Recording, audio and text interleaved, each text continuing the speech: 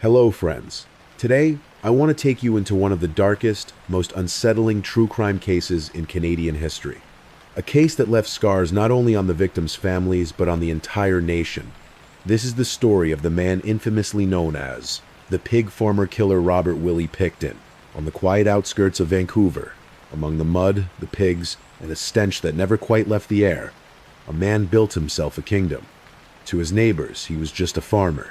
To partygoers, he was a generous host who opened the doors of his so-called charity, the Piggy Palace Good Time Society, to wild nights filled with bikers, booze, and chaos.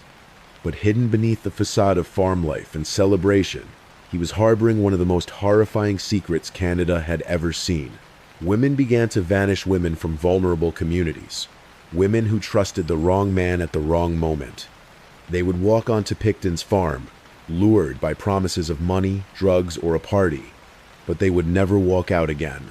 Robert Pickton's crimes shook the very foundations of public trust, not only because of their sheer brutality, but because they raised haunting questions that still linger. Was this truly the work of just one man? Or was something larger, darker, and more organized lurking behind the scenes, a conspiracy of silence involving bikers, city officials, and even the police? Before we begin, a warning. This story contains graphic descriptions of violence and murder that may be disturbing. Viewer discretion is strongly advised. Now, let us travel back to the year 1949 to the childhood of Robert Pickton, where the seeds of this nightmare were first planted. Robert William Pickton was born on the 24th of October, 1949, in a small but growing industrial suburb called Port Coquitlam, just outside of Vancouver, Canada. At first glance, nothing about his birth marked him as unusual, except for one chilling detail. His umbilical cord had been wrapped tightly around his neck, cutting off oxygen to his brain for a prolonged period. Family members would later claim that this early deprivation left Robert a little slow, a step behind other children, and perhaps permanently altered. The Pickton family owned a sprawling 30-acre pig farm. It was a place of blood, mud, and relentless labor. Robert's father was present but distant, often portrayed as passive, leaving most of the work and discipline to his wife. His mother was the real force on the farm, a strict, tireless, and cold woman who ruled the household with iron resolve. She demanded that her sons work long hours, morning and night, feeding and slaughtering livestock before and after school. Robert had two siblings, an older sister named Linda, and a younger brother named Dave. Their mother, believing that farm life was no place for a girl, sent Linda away to live with relatives. In a twisted way, Linda was spared the harshness of the farm. Robert and Dave, however, were chained to it, their childhood shaped by the cries of pigs, the smell of manure, and the indifference of a mother who valued labor over love. At school, Robert struggled. He was placed in special education classes, often mocked by his peers for his poor hygiene. His classmates noticed the smell that clung to him, a mixture of farm filth and neglect, and ostracized him. Socially awkward, slow to learn, and constantly ridiculed, Robert withdrew deeper into himself. And yet, amid the bleakness of his young life, there was one fragile spark of joy. When he was 12 years old, Robert was given a pet calf. He adored this animal. Each day, after school, he would run home to spend time with his calf, his only true companion. But this brief moment of tenderness was brutally shattered. One afternoon, Robert rushed to the barn, only to find his beloved calf hanging lifeless, gutted like any other livestock. That moment seared itself into Robert's psyche. Years later, he would recall it as the day he truly understood death, and perhaps the day his emotional detachment toward living beings began. But childhood on the Pickton farm was not just about death and hard labor. It was also about secrets that would foreshadow the moral corruption of the entire family. When Robert's younger brother Dave got his driver's license, he accidentally struck and killed the young boy with his car. Instead of reporting the accident, their mother instructed Dave to roll the body into a ditch filled with water and leave it there. She brushed off the death as if it were nothing. The message was clear. On the Pickton farm, crimes could be covered and punishment could be avoided. For young Robert, watching his mother bury the truth was perhaps his first lesson in the power of silence and complicity. This twisted family code, loyalty, secrecy, and moral decay would follow Robert into adulthood. And soon, tragedy and inheritance would thrust him even deeper into the shadows of his own darkness. By the time Robert reached his late 20s, life on the Pickton farm had already carved him into something different. His social awkwardness, his stunted education, and his mother's suffocating dominance had left him isolated. But when both of his parents passed away within a short span of time, his father first, followed by his mother just a year later, Robert and his siblings were suddenly thrust into adulthood with a crumbling empire in their hands. The family's will divided the money and land evenly among the three children. Robert was tasked with running the farm, but there was a catch. He wouldn't receive his portion of the family trust until he turned 40. For a man already lacking stability, this was both a burden and a strange opportunity. Not long after the deaths of his parents, tragedy struck again. A fire broke out on the farm, consuming the barns and killing nearly 600 pigs. Around 100 pigs and 120 cattle survived, but the loss was devastating. For many, it looked like the end of the Pickton legacy. But Robert, oddly resourceful despite his limitations, rebuilt. And he didn't just rebuild, he expanded. Alongside pigs and cattle, he began raising chickens, goats, sheep, and even exotic animals like emus. He partnered with a local butcher named Pat, who bought livestock from him and helped process the meat. Outwardly, it seemed like Robert was finally thriving. But underneath, shadows were growing.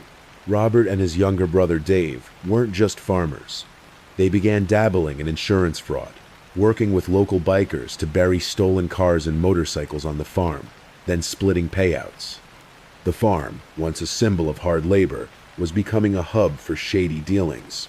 In 1994, Robert joined Dave on a demolition job in North Vancouver.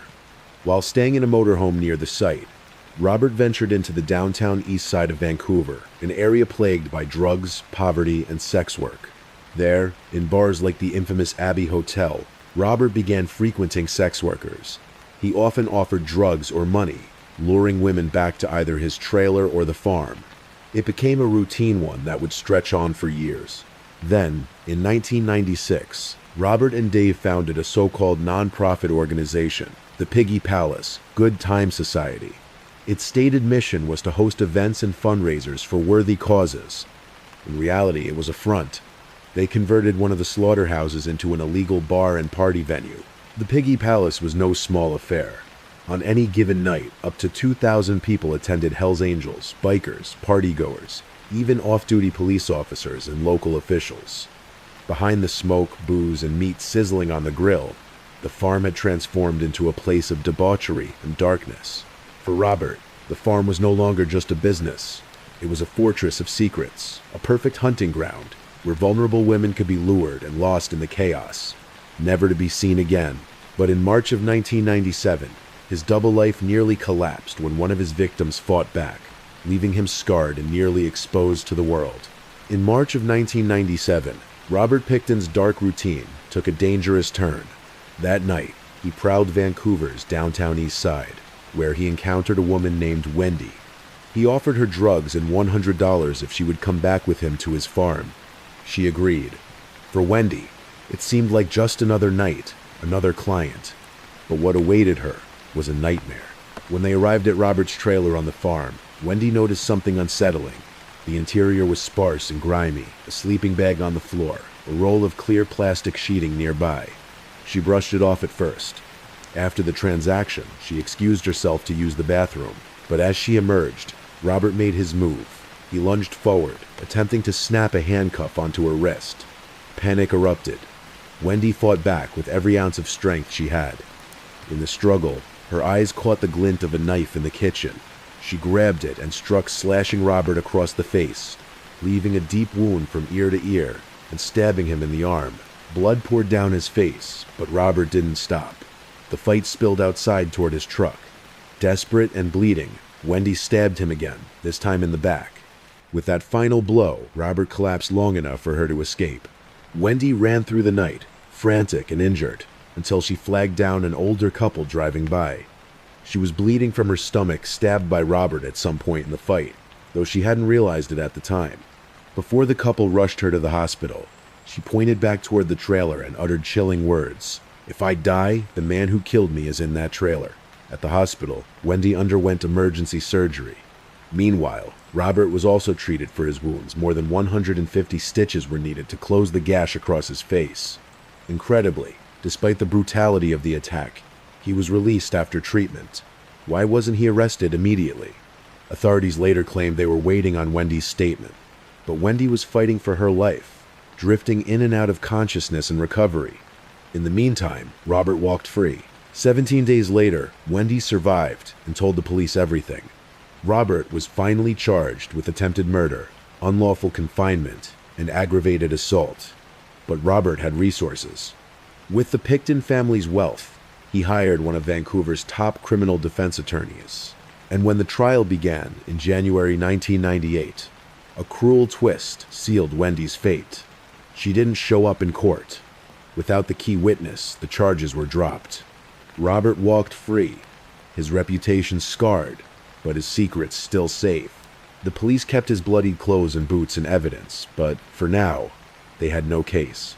For Robert, it was a near miss.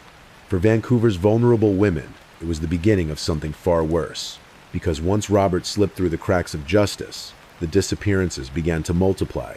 Only months after the charges against Robert Pickton were dropped, women in Vancouver's downtown east side began vanishing at an alarming rate.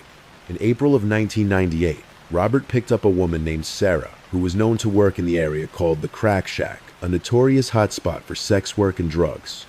That night, Sarah's friend saw her leave with Robert, but noticed something disturbing. Sarah's purse was left behind. It was the last time anyone ever saw her. Her disappearance was reported, but police brushed it aside. To them, she was just another sex worker who would eventually resurface. She didn't, and she wasn't the only one. By the late 1992nd, the number of missing women was steadily climbing.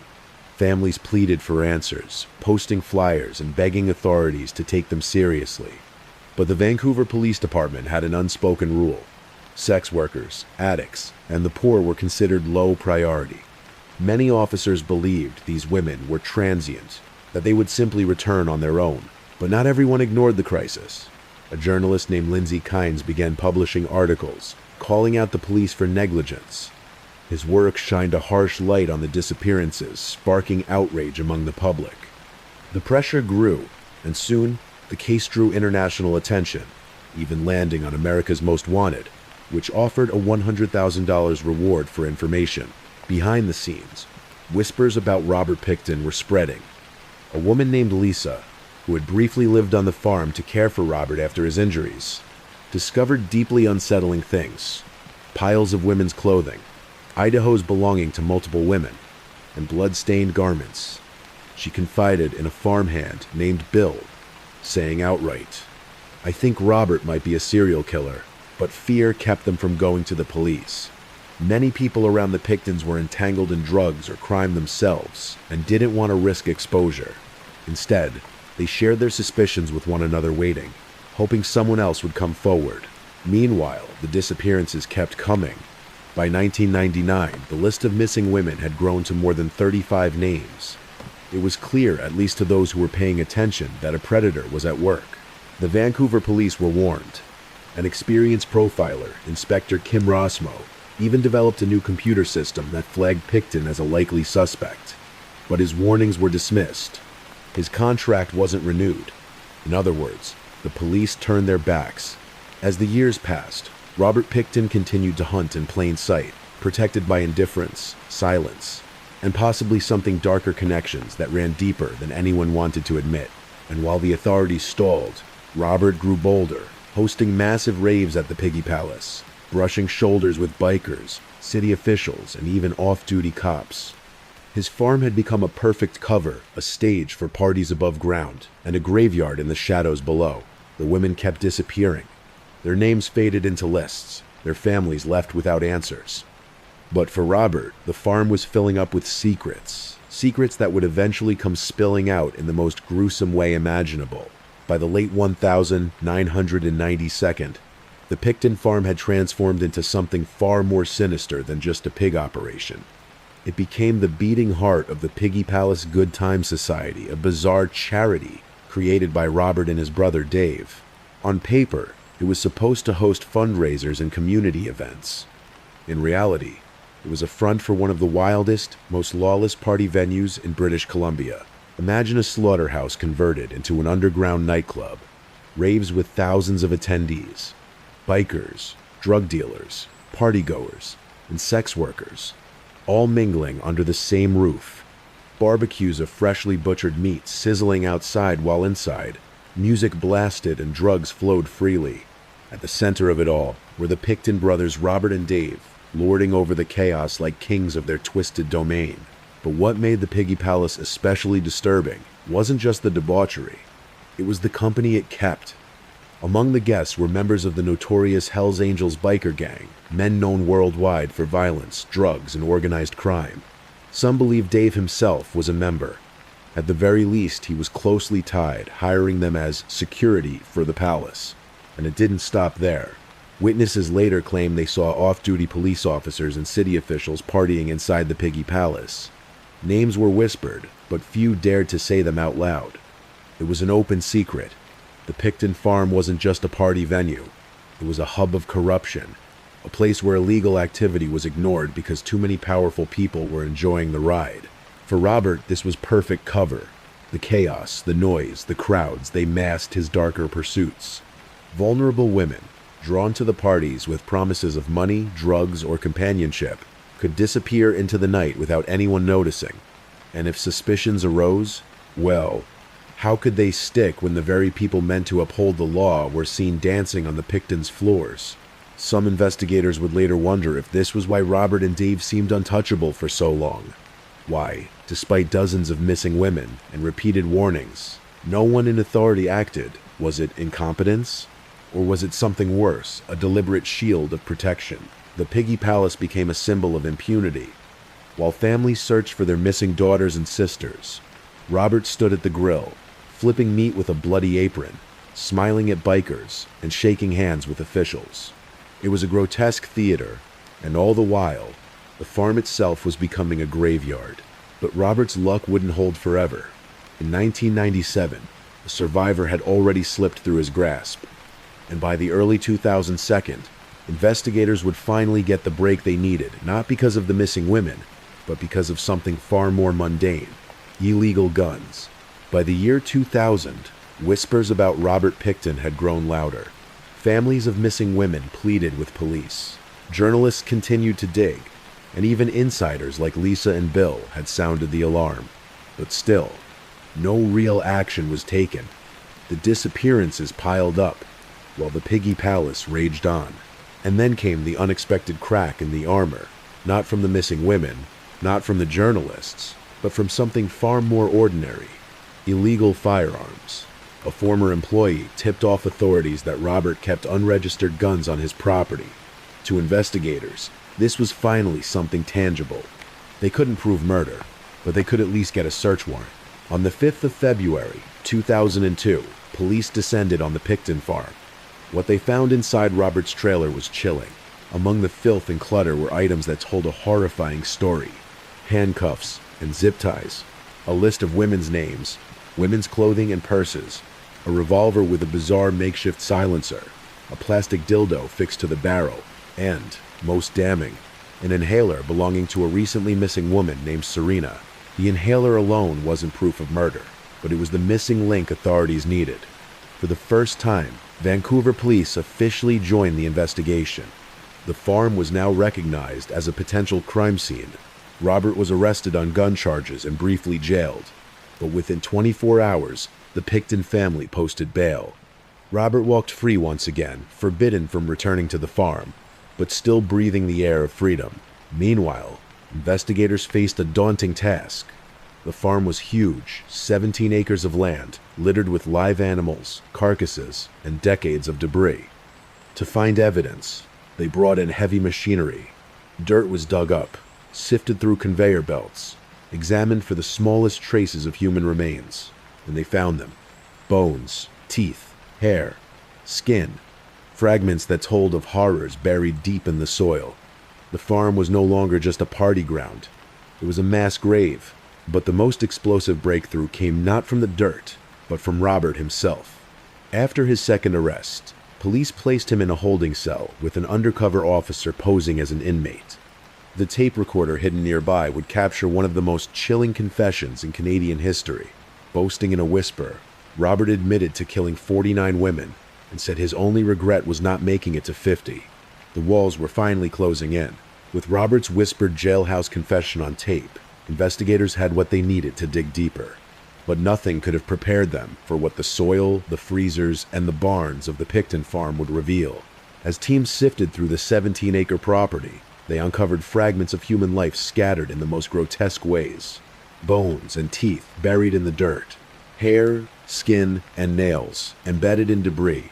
Body parts stuffed into freezers, stored alongside pork destined for sale. Heads sawn in half, as if discarded without thought. And perhaps most chilling of all, bags of ground meat found to contain human remains mixed with pork. The farm was not just a burial ground, it was a factory of death. Evidence suggested that pigs had even consumed parts of the victims, blurring the line between livestock and human flesh in ways that still haunt investigators to this day.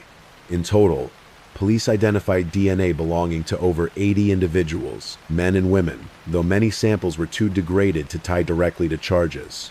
Still, the scope was undeniable. The Pickton farm had been a slaughterhouse, not just for animals, but for people. Rumors swirled. Had Robert sold contaminated meat to local markets? Had partygoers unknowingly eaten it at the Piggy Palace? No answers were ever confirmed, but the possibilities were terrifying. Forensic teams worked tirelessly, but the enormity of the search was overwhelming. Every square foot of soil, every pile of garbage, every freezer told a story of horror. Investigators later described it as one of the most complex crime scenes in Canadian history. Despite the staggering number of remains, prosecutors faced a dilemma. The evidence was vast but fragmented. Convicting Robert on every potential murder would be nearly impossible. In the end, they charged him with 27 counts of first-degree murder, a fraction of the true number of victims, but enough to make him one of the most prolific serial killers in Canadian history. Yet even as charges mounted, questions lingered. Could one man really have done all of this alone?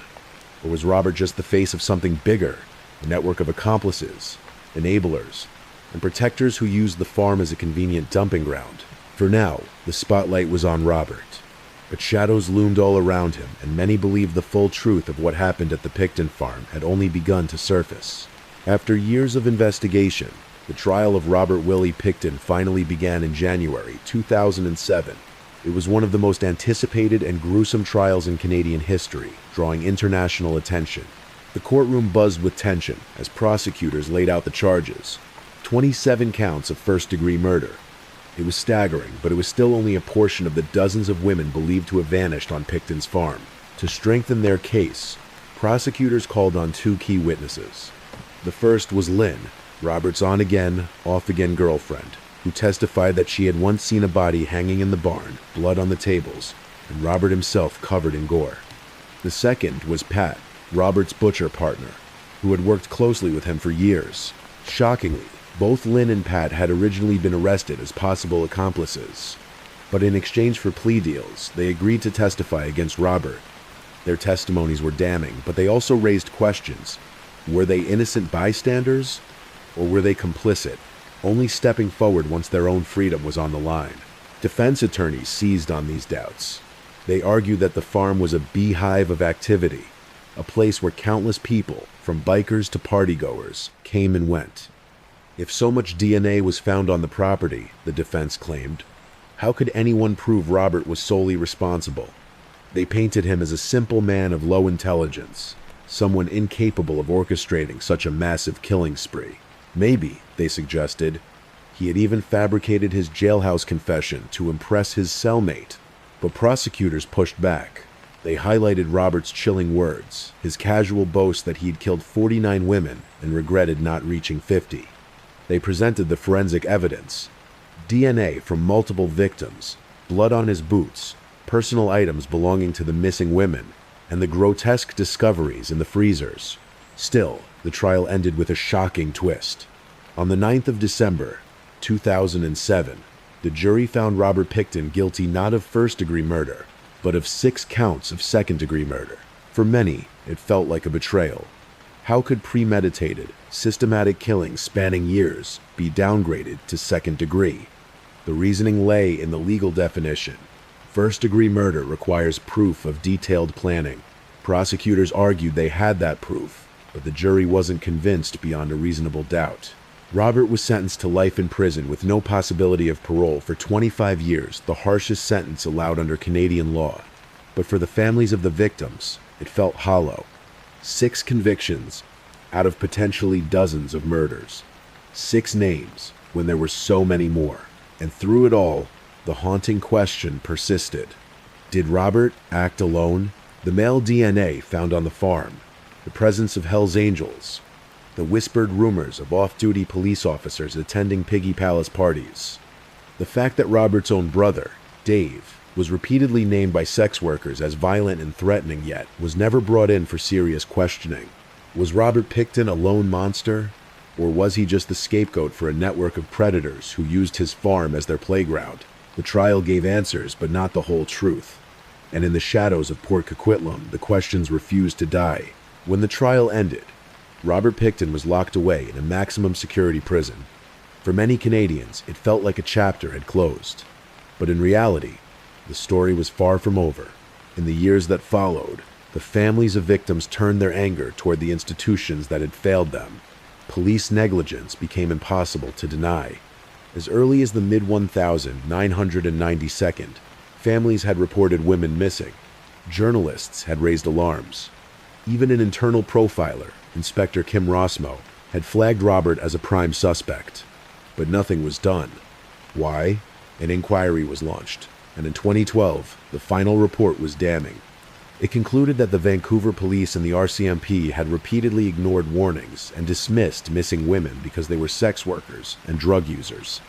The report listed 63 recommendations for reform, a roadmap meant to ensure such failures would never happen again.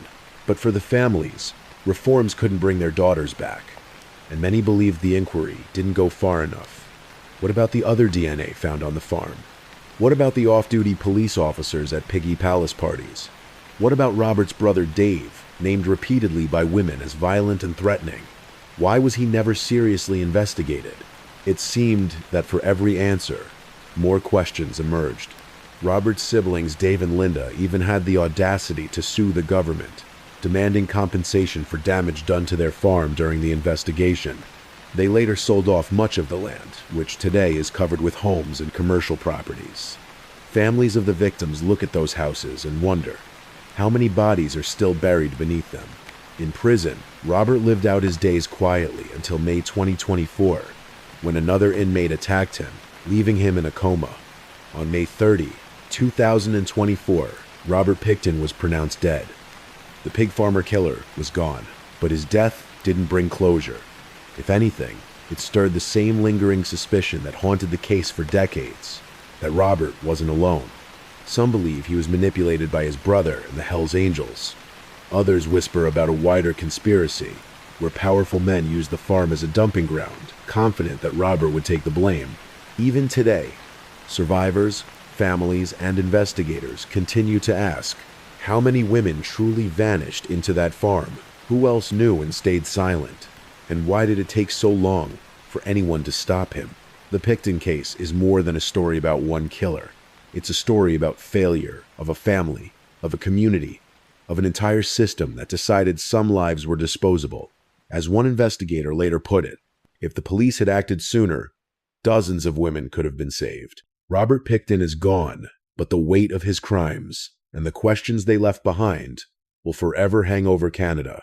And perhaps the most chilling thought of all is this: we may never know the full truth of what really happened on the Pickton farm.